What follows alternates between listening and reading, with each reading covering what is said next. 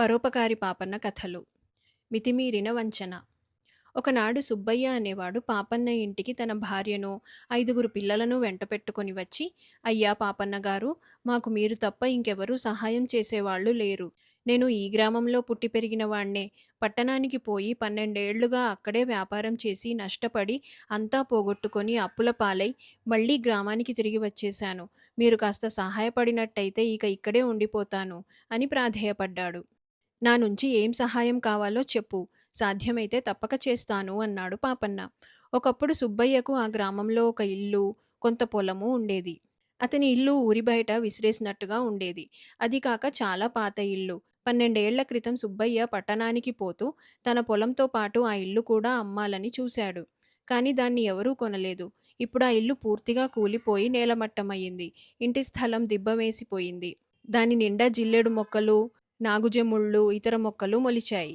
పొలం అమ్మిన డబ్బుతో సుబ్బయ్య పట్నం చేరి కల్తీ వ్యాపారాలు, దగా వ్యాపారాలు సాగించి డబ్బు గడించాడు.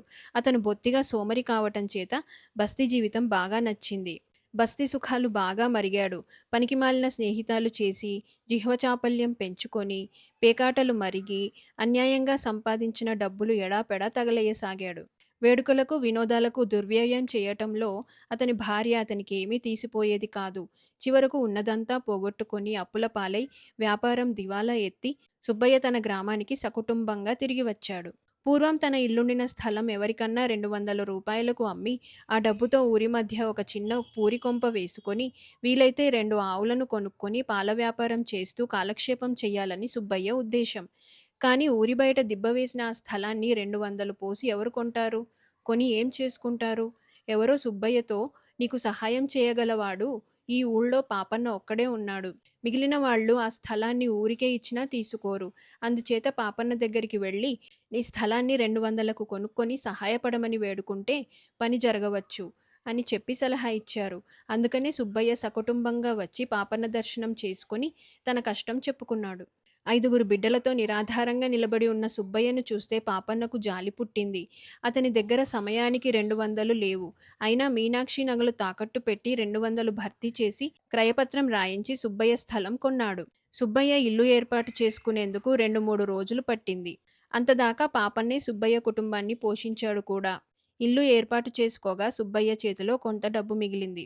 దానితో ఆవును కొనుక్కునే ప్రయత్నం చేయటానికి మారుగా సుఖం మరిగిన ప్రాణులు కావటం చేత సుబ్బయ్య, అతని భార్య సుఖంగా పిండి వంటలు చేసుకు తిని 15 రోజుల లోపలే ఉన్నదంతా ఖర్చు చేసేశారు. సంసారం గడిచే సమస్య అలాగే ఉండిపోయింది. సుబ్బయ్య మళ్లీ పాపన్న వద్దకు వచ్చి, ఒక 100 రూపాయలు బదులిచ్చారంటే 2 ఆవులను కొని పాల వ్యాపారం చేసుకుంటాను అన్నాడు. నా దగ్గర చిల్లి గవ్వ లేదు. నీ దగ్గర కొన్న స్థలం బాగుచేసి చిలకడ దుంప నాటుదాం అనుకుంటున్నాను. కూలి పని నువ్వే చేసి కూలి డబ్బులు పుచ్చుకో. పంట వచ్చాక గాని నా దగ్గరికి డబ్బు రాదు. అంతదాకా ఈ కూలి డబ్బులతో నీకు కాలక్షేపం అవుతుంది అన్నాడు పాపన్న. ఇంతకాలం పట్నవాసం చేసిన వాణ్ణి, పొలం పని నా వల్ల అవుతుందా? పారపట్టుకోవటం కూడా నాకు చేతకాదు. సరే, మీ పంట రానివ్వండి, అంతదాకా ఎలాగో గడుపుకుంటాం అన్నాడు సుబ్బయ్య. అతను ఆ గ్రామంలోనే ఒక వర్తకుడి కొట్టులో లెక్కలు రాయటానికి కుదిరి మోసం చేయటంలో ఆరితేరినవాడు గనక ఇంటికి అంతో ఇంతో రహస్యంగా చేర్చుకుంటూ వచ్చాడు. పాపన్న తాను కొన్న స్థలాన్ని తానే స్వయంగా బాగు చేసుకోవటానికి పూనుకొని కొడవలి, పలుగు, పార తీసుకొని బయలుదేరాడు. ఆ దిబ్బ మీద పెరిగిన పిచ్చి మొక్కలన్నింటినీ కొట్టేసి పలుగుతో తవ్వనారంభించాడు. అలా తవ్వుతుండగా ఒక చోట చక్కని నాగశిల దొరికింది. దాన్ని ఎక్కడైనా మంచి చోట ప్రతిష్ఠ చేయిద్దామని అతను పైకి తీసి ఒక చోట పెట్టేటప్పుడు ఆ శిల కిందనే గుంటలో ఒక చిన్న కుండ దొరికింది. ఆ కుండకు మూత బిగించి ఉన్నది. కుండను ఆడిస్తే లోపల డబ్బు ఉన్నట్టుగా గలగలా శబ్దమయ్యింది. సుబ్బయ్య అదృష్టం, సమయానికి డబ్బు దొరికింది అనుకుంటూ పాపన్న ఆ కుండను అలాగే తీసుకుపోయి సుబ్బయ్యకిచ్చి, ఇదిగో సుబ్బయ్య, మీ పూర్వీకులెవరో ఈ స్థలంలో పాతిపెట్టుకున్న డబ్బు. ఎంత ఉన్నదో ఎంచి చూసుకొని ఆవులను కొనుక్కో అన్నాడు. పాపన్న సద్బుద్ధికి సుబ్బయ్య ఆశ్చర్యపోయి పాపన్న ఎదుటే కుండ మూత తీసి చూశాడు. అందులో 100 వెండి రూపాయి నాణాలున్నాయి. సుబ్బయ్య పాపన్నకు తన కృతజ్ఞత చెప్పుకొని అతన్ని పంపేశాడు. ఆ డబ్బుతో సుబ్బయ్య 2 మంచి జాతి ఆవులను కొని పాల వ్యాపారం సాగించాడు. బస్తీలో పాలకు మంచి గిరాకీ కనుక సుబ్బయ్య పెద్ద కొడుకు బస్తీకి పోయి పాలు అమ్మి డబ్బు తెస్తూ ఉండేవాడు. కొంత పాలు, పెరుగు గ్రామంలోనే అమ్ముడయ్యేవి. సుబ్బయ్య కల్తీ వ్యాపారంలో ఘటికుడు కనుక పాల వ్యాపారం బాగా లాభసాటిగానే సాగింది. ఆవులకు మేత ఖర్చు కూడా లేదు. అవి అడవిలో మేసి వచ్చేవి. పాపన్న తనకు దొరికిన నాగశిలను ఒక రావి చెట్టు కింద అరుగు కట్టించి దానిపైన ప్రతిష్ఠ చేయించేశాడు. గ్రామస్తులు దాన్ని పూజిస్తూ, దానికి మొక్కులు చెల్లిస్తూ, దాని చుట్టూ ప్రదక్షిణాలు చేస్తూ, అప్పుడప్పుడు పాలతో దానికి అభిషేకాలు కూడా చేసేవారు.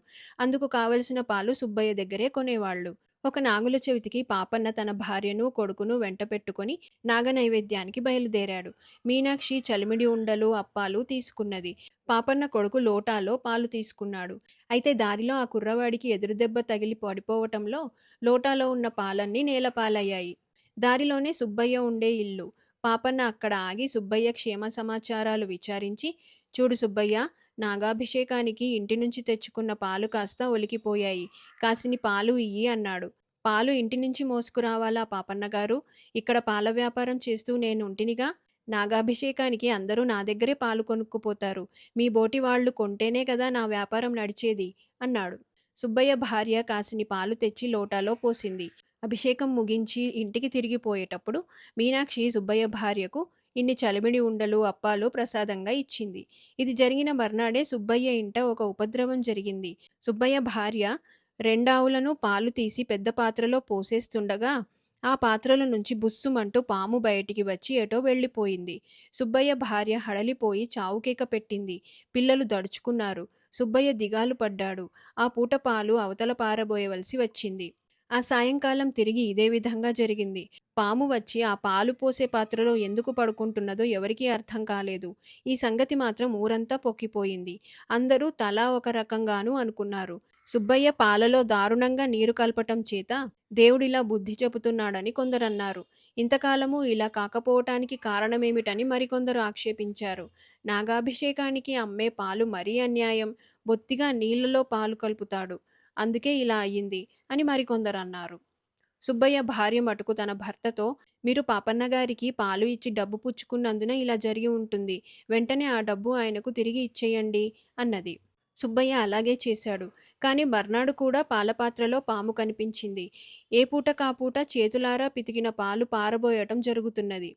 ఈ సంగతి పాపన్న దాకా వెళ్ళింది. దీని సంగతేమిటో తెలుసుకుందామని పాపన్న పెద్ద ఎత్తున నాగోత్సవం జరిపి నాగపూజ చేయించాడు. పూజ చేసేవాడికి మధ్యలో పూనకం వచ్చింది. ఆ పూనకంలో వాడు, ఒరేయ్ పాపిష్టి సుబ్బయ్య, నిన్ను నాశనం చేసేస్తాను. నువ్వు లోకులకు నీళ్లు కలిపిన పాలు అమ్మేది చాలక నా అభిషేకానికి అటువంటి పాలే అమ్ముతున్నావు. నీ ఇల్లు నిలబెట్టిన పాపన్నకు, నన్ను స్వయంగా ప్రతిష్ఠ చేసిన వాడికి కూడా అటువంటి పాలే అమ్మావు. నిన్నిక క్షమించను అని కేకలు పెట్టాడు. బుద్ధి గడ్డి తిని అపచారం చేశాం. క్షమించు నాగదేవత, కాపాడు అని సుబ్బయ్య భార్య పొర్లుదన్నాలు పెట్టారు. తర్వాత పూజ చేసేవాడికి పూనకం దిగిపోయింది. అటు తర్వాత సుబ్బయ్యను పాములు బాధించలేదు. అతను కూడా న్యాయంగా పాల వ్యాపారం చేసుకుంటూ ఊరి వాళ్ల గౌరవం సంపాదించుకున్నాడు.